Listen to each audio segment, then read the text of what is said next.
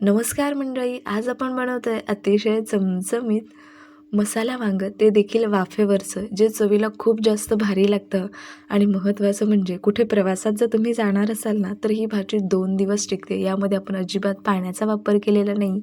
खूप जास्त वाटण-घाटण नाही, खूप सिंपल आणि सोपी रेसिपी आहे. त्यामुळे व्हिडिओला जरूर लाईक करा. आणि याआधी तुम्ही कधी असं मसाला वांगं नसेल ट्राय केलं ना, तर ही रेसिपीसुद्धा एकदा जरूर ट्राय करा. खूप जास्त चविष्ट बनवून तयार होते. त्यासाठी काय करायचं ना, इथे छान अशी मी पाव किलो काटेरी वांगी घेतलेली आहेत. आणि वांगी घेत असताना वांगी छान अशी छोटी-छोटी कोवळी वांगी घ्यायची, जेणेकरून भाजीची चव खूप जास्त भारी येते. तर काय करायचं ना, नेहमी आपण जसं मसाला वांगं किंवा भरलं वांगं बनवण्यासाठी ज्या पद्धतीने वांगं कट करून घेतो, अगदी त्या पद्धतीने हे वांगं कट करून घ्यायचं. सुरुवातीला यावरची जी छोटी-छोटी काठी आहेत ना, ती काढून टाकायची. आणि त्यानंतर याचं थोडंसं देठ कट करून घ्यायचं. खूप जास्त देठ कट करायचं नाही, अगदी थोडंसं देठ कट करून घ्यायचं. आणि त्यानंतर याला अशा पद्धतीने चिरा पाडून घ्यायच्या, म्हणजे या आतमध्ये आपल्याला व्यवस्थित असा मसाला भरता येतो. कोवळी वांगी असली ना, चवसुद्धा छान येते आणि अगदी 5 ते 6 मिनिटांमध्येच हे वांगे छान असे वाफले जातात. हे बघा, मस्त असे हे अगदी पांढरे शुभ्र वांगे आहेत. वांगे जसे चिरून घेतले ना, तसेच लगेच पाण्यामध्ये टाकायचे, नाही तर ते काळे पडण्याची शक्यता असते. हे बघा, एकूण एक वांगं अतिशय छान असं निघलेलं आहे. अजिबात खराब वगैरे नाही. व्यवस्थित चिरून बघायचं आणि त्यानंतर पाण्यामध्ये ठेवायचे, म्हणजे अजिबात हे वांगे काळे पडत नाही. आता इथे आपल्याला यासाठी ना छोटासा मसाला तयार करून घ्यायचा आहे. तर तुमच्याकडे जर भाजलेले शेंगदाणे म्हणजे असा कूट नसेल, तर तुम्ही थोडेसे शेंगदाणे भाजून मिक्सरमध्ये दळून घेऊ शकता.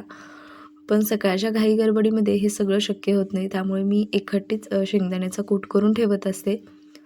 तर इथं मी 2 ते 2.5 चमचे शेंगदाण्याचा कूट घेतलेला आहे. त्यानंतर भरपूर असा ठेचून लसूण घेतलेला आहे, थोडीशी कोथिंबीर आणि एक छोट्या आकाराचा कांदा देखील मी बारीक इथे चिरून घेतलेला आहे.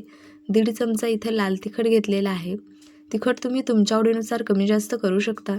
त्यानंतर इथं अगदी थोडीशी हळद घातलेली आहे. 1 चमचाभर धना पावडर यामध्ये घालायची. त्यानंतर चवीनुसार मीठ यामध्ये घालायचं आहे. आता यामध्ये सगळ्यात महत्त्वाचं म्हणजे हा गोडा मसाला घालायचा, जेणेकरून या मसाला वांग्याची चव खूप जास्त भारी येते. त्यानंतर अगदी थोडंसं तेल घालायचं आणि हा मसाला छान असा एकजीव करून घ्यायचा. याऐवजी तुम्ही पाण्याचा शिंतोडासुद्धा देऊ शकता. पण जर तुम्ही प्रवासात जाणार असाल ना, तर असं तेल घालूनच हा मसाला व्यवस्थित असा मिक्स करून घ्यायचा, जेणेकरून हा मसाला अजिबात खराब होत नाही.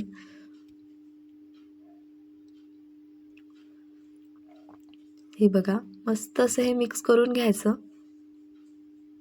तुम्ही याच पद्धतीने कारल्याची सुद्धा भाजी बनवू शकता. खूप जास्त चविष्ट बनवून तयार होते. आता आपल्याला ज्या वांग्यामध्ये मसाला भरायचा आहे, तेच वांगं फक्त पाण्यामधून बाहेर काढून घ्यायचं आणि त्यामध्ये व्यवस्थित असा दाबून हा मसाला भरून घ्यायचा.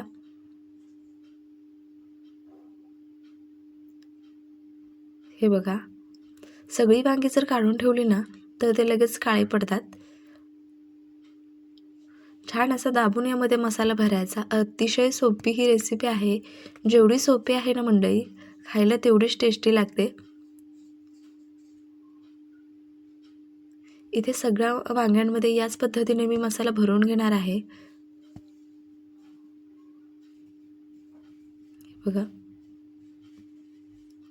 व्यवस्थित असा हा दाबून मसाला भरून घ्यायचा. हा मसाला तुम्ही आदल्या दिवशी सुद्धा तयार करून ठेवू शकता आणि सकाळी सकाळी तुम्ही अशा पद्धतीने पटकन ही भाजी बनवून तयार करू शकता.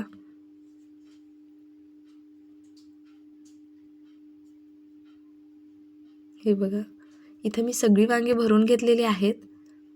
उरलेला थोडासा जो मसाला आहे ना, तो आपण पुढे वापरणार आहोत. आता इथं कढईमध्ये 1 ग्लासभर पाणी घालायचं.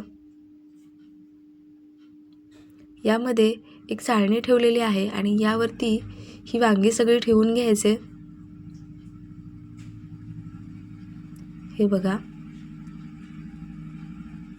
गॅस मोठा ठेवून 4 ते 5 मिनिटासाठी ही वांगी आपल्याला मस्त अशी झाकण ठेवून वाफवून घ्यायची आहेत. वांगे अतिशय छोटी-छोटी आणि कोवळी आहेत, त्यामुळे याला शिजण्यासाठी फारसा वेळ लागत नाही.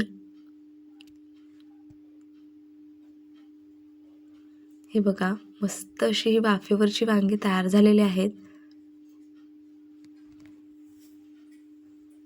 थोडेसे थंड करून घेतलेले आहेत. तुम्ही असे सुद्धा खाऊ शकता. तर इथे यासाठी छोटीशी फोडणी तयार करायची. अगदी थोडंसं तेल घातलेलं आहे, त्यामध्ये जिरं, मोहरी, कढीपत्त्याची पानं घालायची आणि जो उरलेला मसाला होता ना, तो मसाला यामध्ये घालायचा.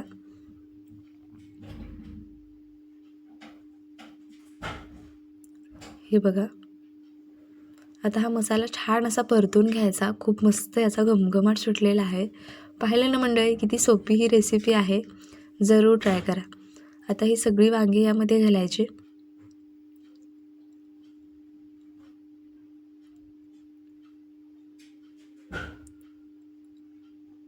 आता यामध्ये सगळी वांगी घातलेली आहेत. आता छान असं याला मिक्स करून घ्यायचं आणि अगदी 1 ते 2 मिनटासाठी याला छान असं परतून घ्यायचं. हे बघा,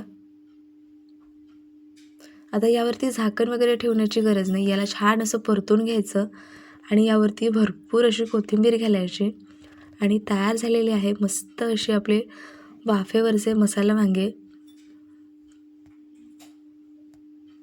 हे बघा, अतिशय चमचमीत हे दिसत आहे. चवीला सुद्धा खूप छान झालं होतं.